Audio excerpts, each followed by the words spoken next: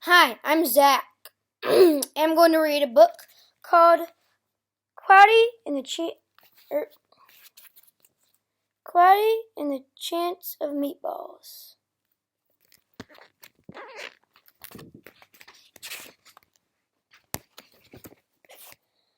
We were all sitting around the big kitchen table. It was Saturday morning, pancake morning. Mom was squeezing oranges for juice. Henry and I were betting on how many pancakes we each could eat, and Grandpa was doing the flipping. Seconds later, something flew through the air, headed toward the kitchen ceiling, and landed right on Henry. After we realized that the flying object was only a pancake, we all laughed, even Grandpa. Breakfast continued quite eventfully. All the other pancakes floated in the pan, and all of them were eaten, and even the one that landed on Henry. That night touched off by the pancake incident at breakfast. Grandpa told us the best tall-tale bedtime story he'd ever told. Across an ocean, over lots of huge bumpy mountains, across 3 hot deserts into one smaller ocean, there lay the tiny town of Chew and Swallow. In most ways, it was very much like any other tiny town. It had a main street lined with stores, houses with trees and gardens around them, a schoolhouse, about 300 people, and some assorted cats and dogs. But there were no food stores in the town of Chew and Swallow. They didn't need any. The sky supplied all the food they could possibly want. The only thing that was really different about Chew and Swallow was its weather.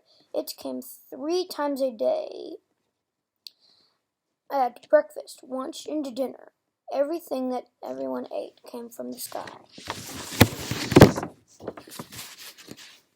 Whatever the weather served, that was what they ate. But it never rained, it never snowed, but it never rained rain. It never snowed snow, and it never blew just wind. It rained things like soup and juice. It snowed mashed potatoes and green peas.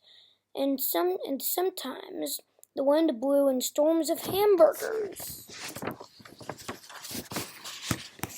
The people could watch the weather report on television in the morning, and they would even hear a prediction for the next day's food. When the townspeople went outside, they carried their plates, cups, glasses, forks, spoons, knives, and napkins with them. That way they would always be prepared for any kind of weather. If there were only leftovers, and there usually were, the people took them home and put them in their refrigerators in case they got hungry between meals. The menu varied by the time they woke up in the morning. Breakfast was coming down. After a brief shower of orange juice, low clouds of sunny-side-up eggs moved in, followed by pieces of toast. Butter and jelly sprinkled down for the toast, and most of the time it rained milk afterwards. For lunch day, frankfurters already in their whirls boomed from the northwest at about 5 miles an hour. There were mustard clouds nearby. Then the wind shifted to the east and brought in baked beans. A drizzle of soda finished off the meal.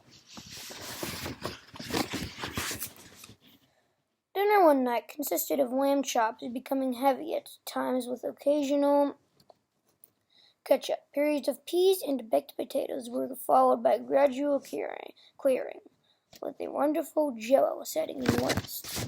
The sanitation department of Chew and Swallow had a rather unusual job for a sanitation department.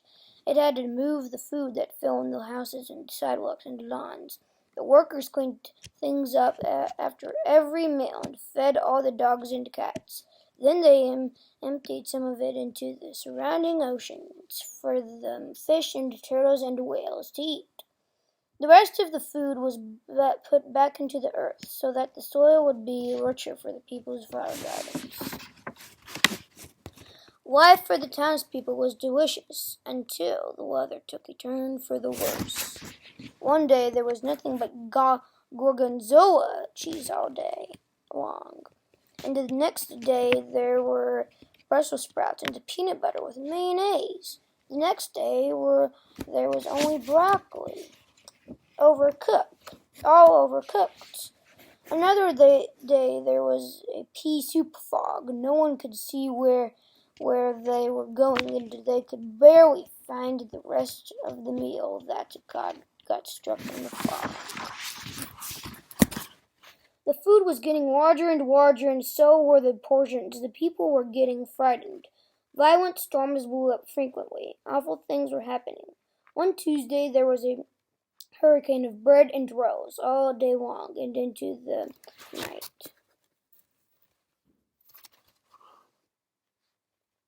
There were soft rolls and hard rolls, some with seeds and some without.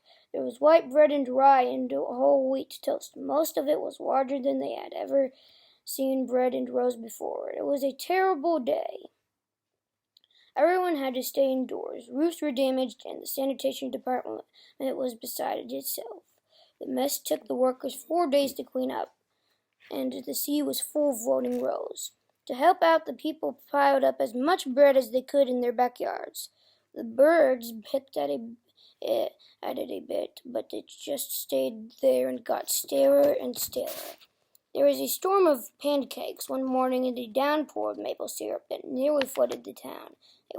A huge pancake covered the school. No one could get it off because of its weight, so they had to close the school. Lunch one day brought 15-inch drifts of cream cheese into jelly sandwiches. Everyone ate themselves sick, and the day ended with a stomachache. There was an awful salt and pepper wind accompanied by an even worse tomato tornado. People were sneezing themselves silly and running to avoid the tomatoes. The town was a mess. There were seeds and pulp everywhere.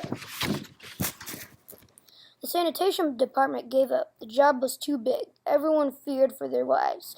They couldn't go outside most of the time. Many houses had been badly damaged by giant meatballs. Stores were boarded up, and there was no more school for the children. So a decision was made to abandon the town of Chew and Swallow. It was a matter of survival.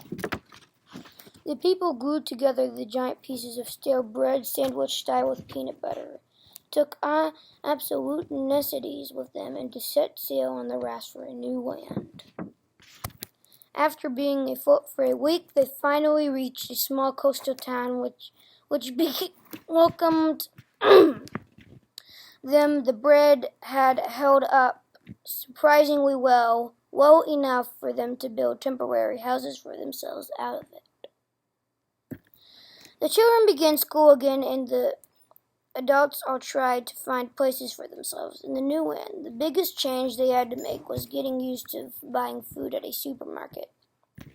They found it odd that the food was kept on shelves packaged in boxes, cans, and bottles. Meat that had to be cooked was kept in large refrigerators. Nothing came down from the sky except rain and snow. The clouds above their heads were not made of fried eggs. No one ever got hit by a hamburger again, and nobody dared to go back to Chew and Swallow to find out what had happened to it. They were too afraid. Henry and I were awake until the very end of Grandpa's story. I remember his goodnight kiss. The next morning we woke up to see snow falling outside our window. We ran downstairs for breakfast and ate it a little faster than usual so we could go sledding with Grandpa. It's funny, but even as we were sliding down the hill, we thought we saw a giant pat of butter at the top, and we could almost smell mashed potatoes. The end. Make sure to subscribe. And for more of my videos, get on my channel. Make sure to subscribe. Bye!